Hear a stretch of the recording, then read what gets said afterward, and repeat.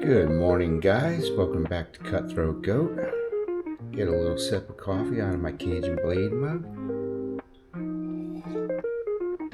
So, this is going to be my next project.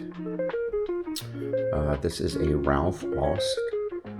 This was sent to me by Tennessee Whiskey Shaving, Wes. He's been having some problems with the shaving of this razor. So I received this 2 days ago, and I spent the past 2 days going through preliminary exploration of this razor. I've been checking the geometry on it. I've been checking every aspect that I should be checking, or that one would want to check before going in on a honing, especially on a razor that doesn't belong to you, might I add. So through my exhausting exploration of this razor, I found that all of the geometry of this razor is spot on. The angles, there's no warp, there's no anything funny going on with the geometry. And keep this simple. This razor, when he sent it to me, as you can see, is actually shave ready. This is sharp. And so I was very curious as to what may be causing discomfort during the shave. And after doing the preliminaries, making sure everything was true and straight, after measuring the bevel angles and all this other stuff, I was kind of baffled until I put it under my scope. And basically what happened with this razor is consistently along the apex, there is chipping of the apex, of the actual edge of the apex. I can tell you, I don't know who honed this for him, but from my experience with this happening to my razors, it usually points towards metal fatigue at the edge of the razor, meaning that whoever did hone this did a lot of work on the finishing stones and didn't create a good bevel to build that edge on. And so it foiled out, or not foiled out, but got very thin and brittle at the edge. And I'm guessing that is my hypothesis of what happened with this. But either way, I'll take it to the scope over here, and I'll show you guys some of the chipping out that I found, and hopefully it translates to this video. But being that is the case,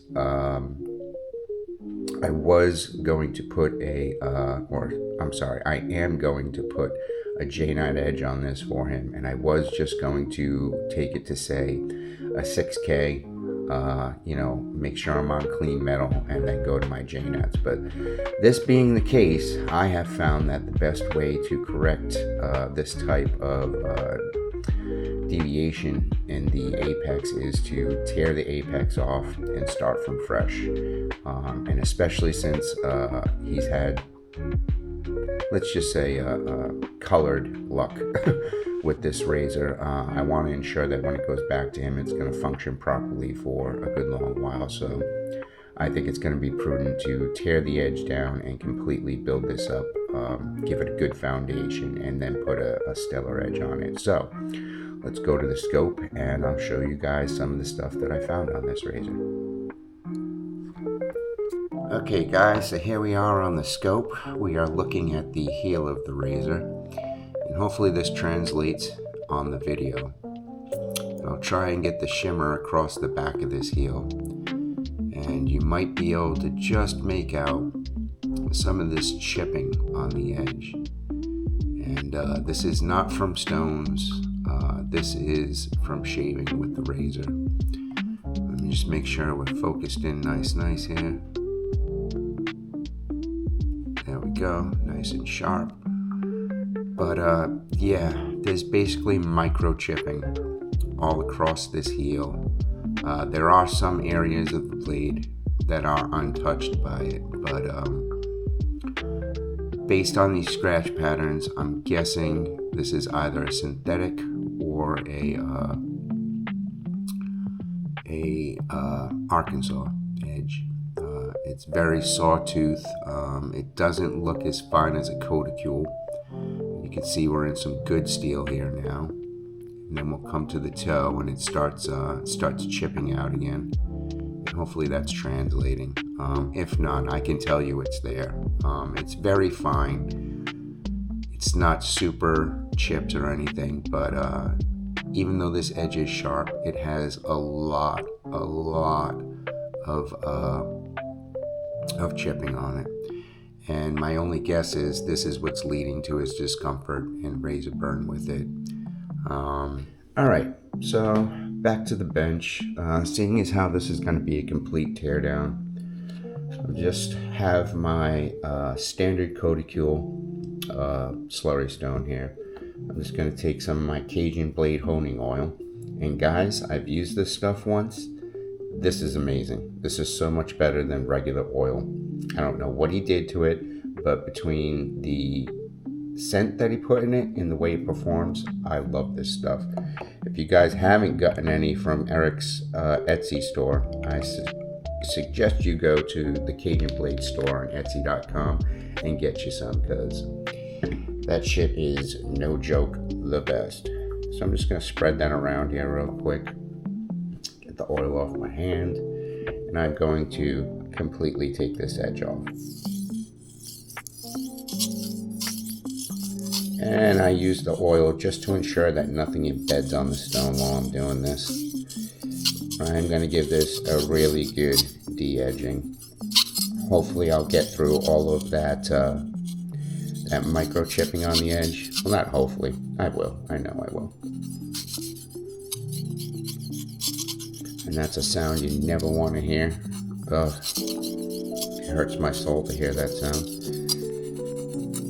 But there we go.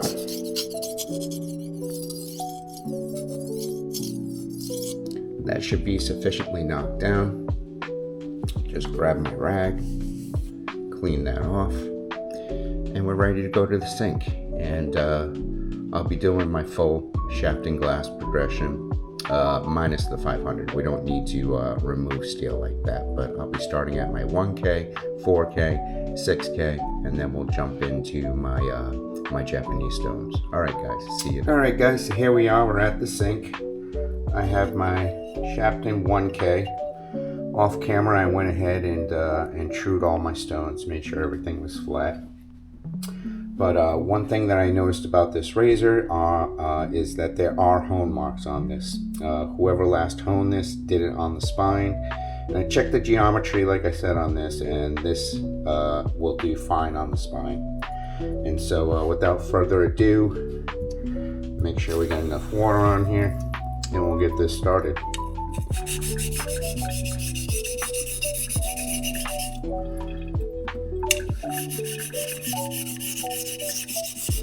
And just like Cajun Blade's last video, Eric's last video, I am torquing into the tip. I want to focus my work up there. When I put my fingers on the blade like this, I'm simply giving myself another point of contact to sort of feel what the blade is doing. I'm not putting any pressure into that. All of my pressure is going to be towards the apex.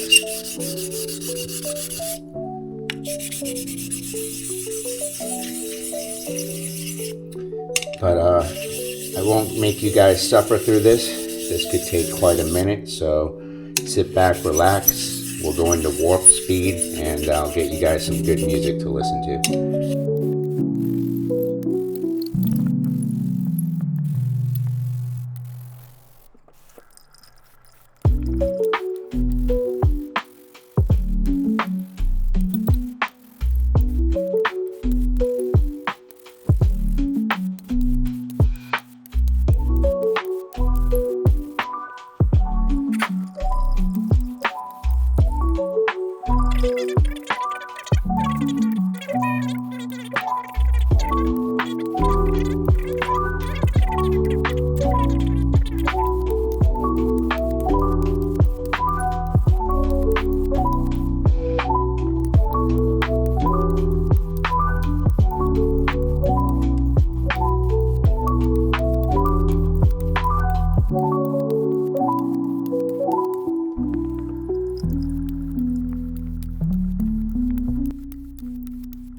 All right, guys, so it's feeling very nice on the stone. I'm just gonna check. Yep, we definitely look good there.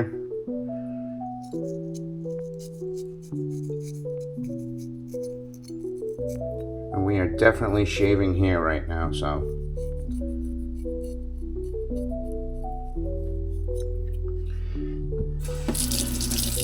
I just want to give this heel a bit more and we'll move on.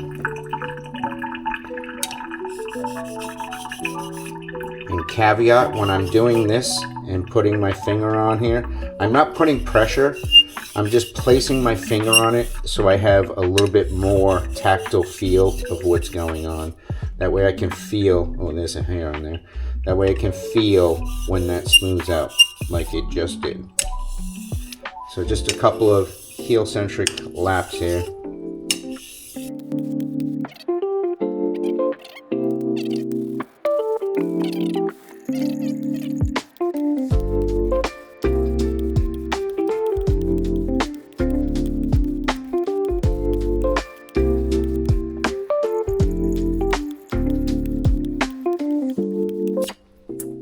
Okay, another quick check here. See where we're at.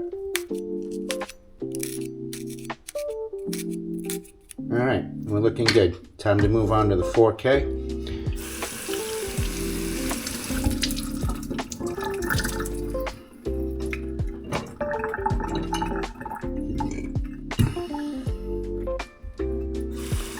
So here's our 4K. And I just want to make a quick mention that for you guys who are starting out in this, if you put your stones away for, you know, any length of time and bring them back out, it is really essential that you flatten them. All right, so you got to flatten them. And another thing I like to do is in between my stones, I like to make sure that I have no slurry or anything on the blade from the last stone. I like to clean them nice, but you definitely have to flatten your stones if they sit for any amount of time. I took these out and I used them just a few days ago, but I had not used them for, probably 2, maybe 3 months prior to that. And I'm not sure if it's the water or the humidity or what, but they definitely warped a little bit, so it's very, very prudent to flatten your synthetics before you use them, if you're not using them on a regular basis. But that being said, this blade is feeling beautiful on this 4K. And 1 to 4K is a bit of a jump. I really need to get myself a 2 or 3 to go in between these stones. But this is going to be a little bit of a lengthy process on this 4. So sit back, relax, put on that lo-fi, and you guys can just watch me work.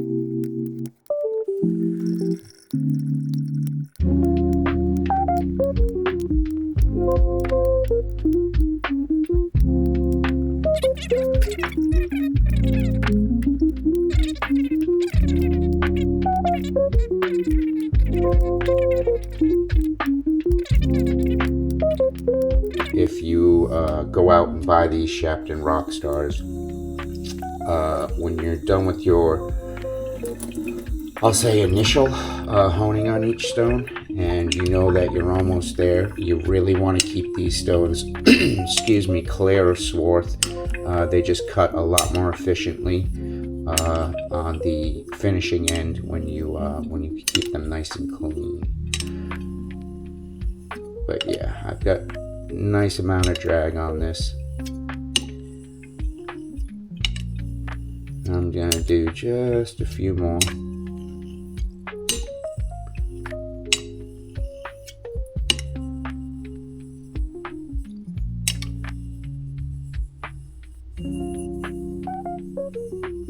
Alright, we are done on this stone. That is fini. And we'll move on to the to the 6K stone now.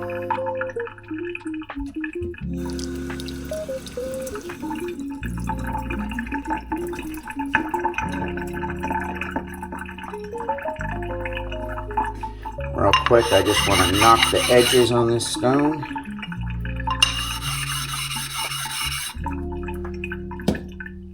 Okay, 6K, there you go.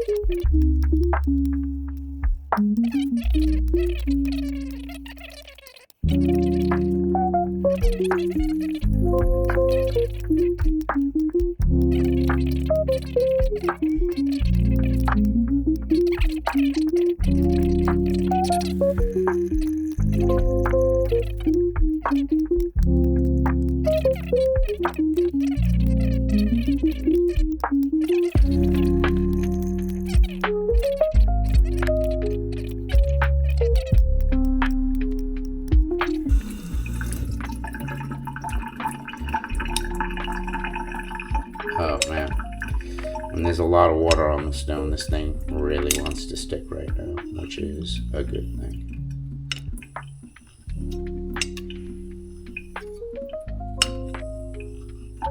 I'm going to do just a couple reverse strokes.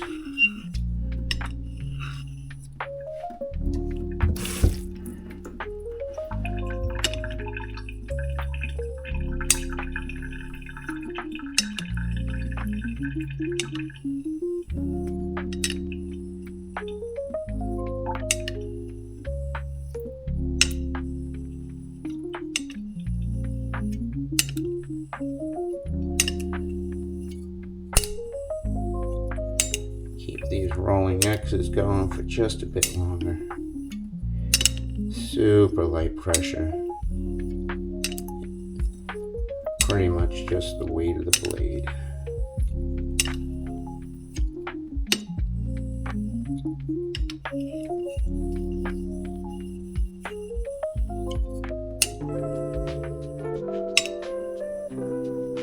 Alright. Yeah.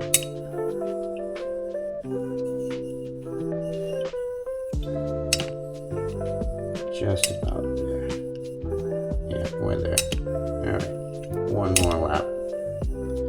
And that's that. 6K is done.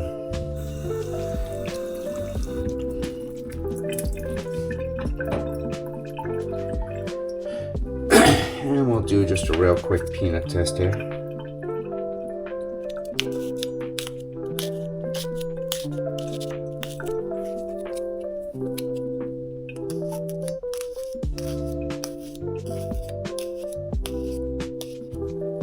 That's in the cloud.